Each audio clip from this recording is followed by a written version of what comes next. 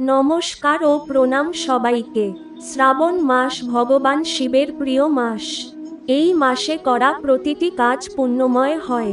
আজ আমি আপনাদের এমন একটা গোপন শাস্ত্রীয় টিপস দেব, যা আপনি যদি পুরো দেখেন তাহলে জানবেন শ্রাবণ মাসে ঘরের ঠিক কোন কোণে এই জিনিসটি রেখে দিলে হঠাৎ করেই জীবনে শুরু হয় অদ্ভুত উন্নতি। ভিডিওটি শেষে অবশ্যই চ্যানেলটি সাবস্ক্রাইব করে রাখুন, কারণ আমি নিয়মিত এমন শাস্ত্রীয় এবং সহজ টিপস শেয়ার করি। আর হ্যাঁ, কমেন্টে জয় ভোলানাথ লিখতে ভুলবেন না। শ্রাবণ মাসকে বলা হয় শিবভক্তদের মাস।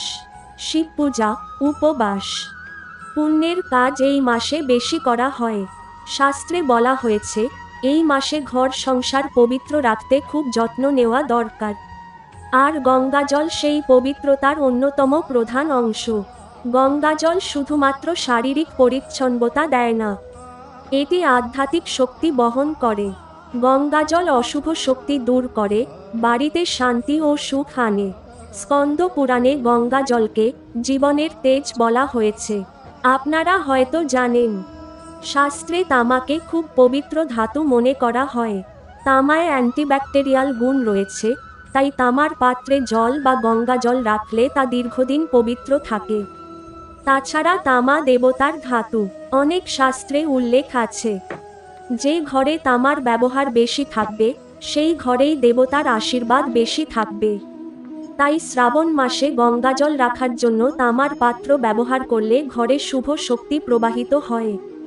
অনেক পুণ্যার্থী বলছেন এটি রাখার পর থেকে ঘরের মধ্যে শান্তি ও সম্পদ বৃদ্ধি পেতে শুরু করে। শাস্ত্র অনুযায়ী গঙ্গাজল রাখার সেরা স্থান হল 1. ঘরের মূল দরজার পাশে, 2. পূজার ঘরে বা ঈশান কোণে, উত্তর পূর্ব কোণে। এই স্থানগুলো দেবতার শক্তির স্থান হিসেবে বিবেচিত। গঙ্গাজল রাখার সময় পাত্রটা নিয়মিত পরিষ্কার রাখতে হবে। প্রতিদিন সকালে ও সন্ধ্যায় একটু গঙ্গাজল নিয়ে পাত্রে ঢালতে পারেন, যাতে তা সতেজ থাকে। গঙ্গাজলের সঙ্গে ধূপকাঠি জ্বালিয়ে শিবমন্ত্র বা ওম নমঃ শিবায় জপ করলে আশীর্বাদ আরও বৃদ্ধি পায়। এমন অনেক গল্প প্রচলিত যেখানে গঙ্গাজল তামার পাত্রে রেখে জীবনে চমকপ্রদ উন্নতি হয়েছে।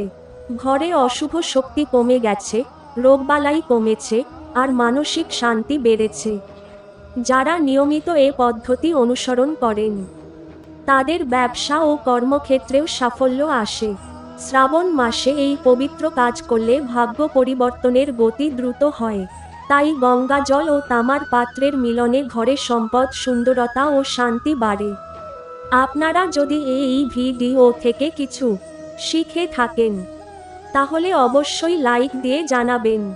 আর এই ধরনের শাস্ত্রীয় গোপন টিপস পেতে চ্যানেলটাকে সাবস্ক্রাইব করুন। কমেন্টে লিখুন জয় ভোলেনাথ। শিবের আশীর্বাদ আপনার সাথে থাকুক।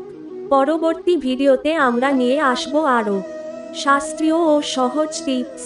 আপনাদের ভালোবাসার জন্য ধন্যবাদ।